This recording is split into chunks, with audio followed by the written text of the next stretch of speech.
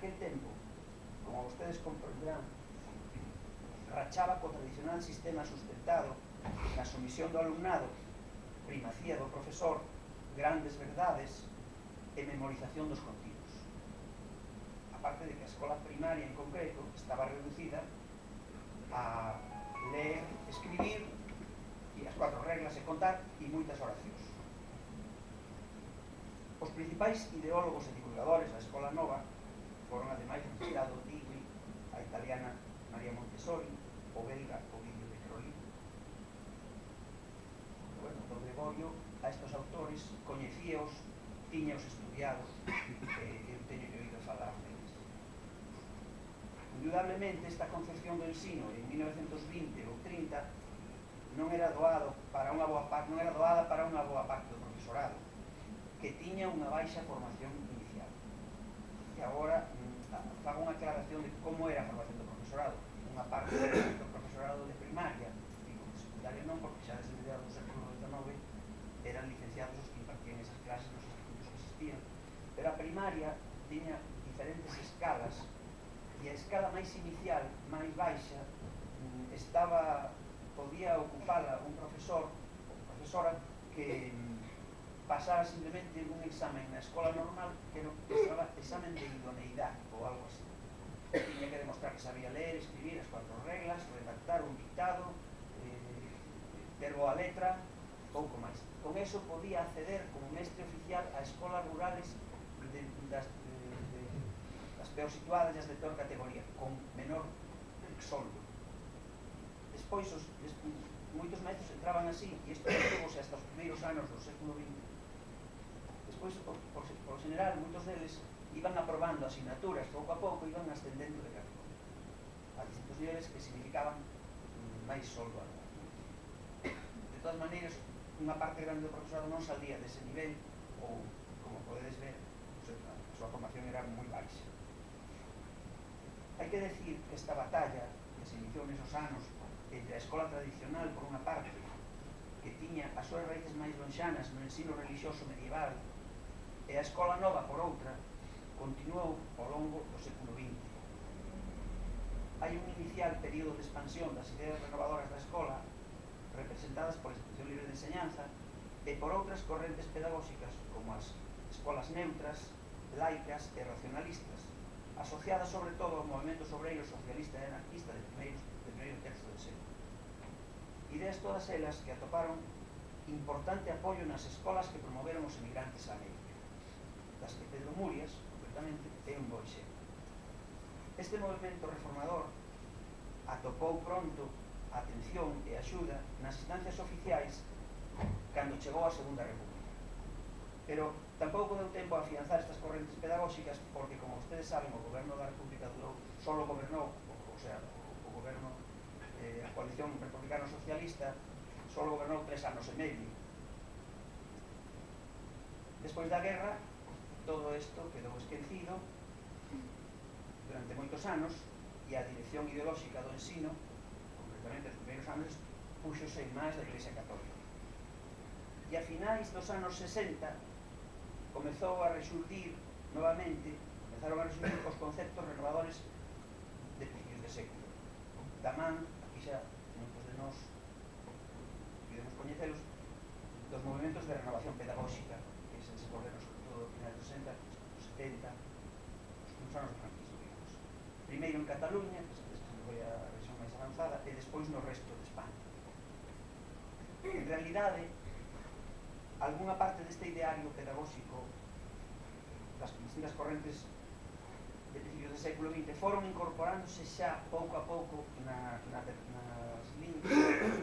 pedagogía oficial desde a lei de Villar-Paz. Como sabedes, foi unha lei realmente moderna e moi positiva para a situación da escola en España. Non é casualidade que o fundador Pedro Murias, da Granxa Pedro Murias, concebise a súa institución inicialmente como unha escola agrícola para a rehabilitación de nenos delincuentes. Isto non está claro. Bueno, isto pasa por non ler as cosas antes de vir a contarlas. Bueno, en cambio a forma de relación. Pedro Murias concebiu a granxa Pedro Murias, a súa granxa, como unha escola para nenos delincuentes, para rehabilitar a nenos delincuentes, como unha que existía en Ruiselede, en Bélxica. Pero claro, os seus albaceas, cando abriron o testamento ao morrer Pedro Murias, que me parece que morreu no ano 13, pois non podía levar a cabo ese proxecto porque non había nenos delincuentes nesta comarca, non? Entón, decidíronse a convertila solamente en unha escola de capacitación agrícola, que se iniciaba con escola primaria e ao mesmo tempo, pouco a pouco, a medida que os nenos iban facendo maiores, iban aprendendo as habilidades técnicas. Non foi casualidade, como decía, que fora Pedro Murias, un americano, porque as renovadoras ideas pedagóxicas tiveron axiña acollida nas novas repúblicas americanas. Antes que en Europa, as ideas renovadoras estenderonse en Estados Unidos e en outras repúblicas americanas, nas que a presión reaccionaria da Iglesia Católica era moito menor que en España. Con frecuencia, na fundación destas escolas, creadas por sociedades naturais das parroquias que estaban en América, ou por indianos ricos individualmente, pero a maioría foron creadas por sociedades de residentes, aparecen nas fundacións destas escolas de americanos en España, Galicia, Asturias, etc., referencias explícitas ao método de estudio, en consonancia con as correntes que estamos falando de principios de siglo.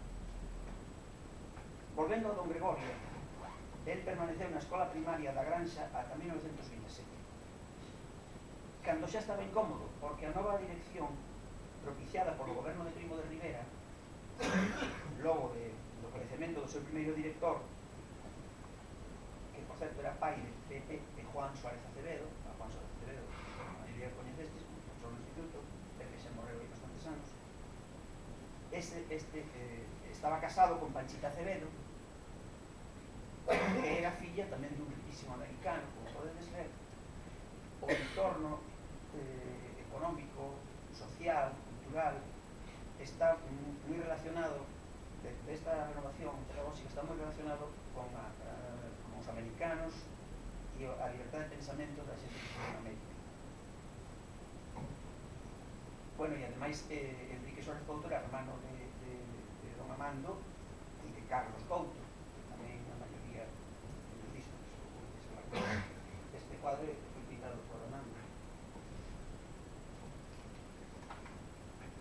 Entón, ao chegar a dictadura, que chega en 1923, encontra a Granxa Pedro Murias sin director e nomean un novo director, pero non é do agrado de don Gregorio e ademais non simpatiza.